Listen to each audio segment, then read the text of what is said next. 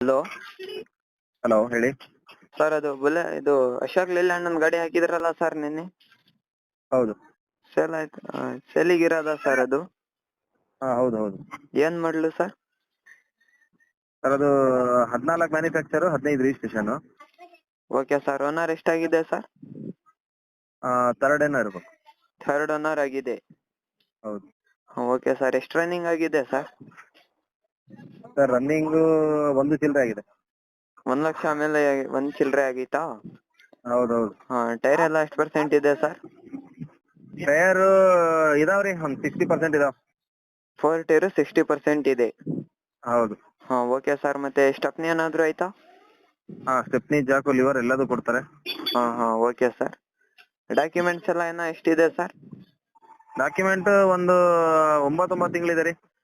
ಇನ್ನ 9 months ಇದೆ FC ಹೌದು ಇನ್ಸೂರೆನ್ಸ್.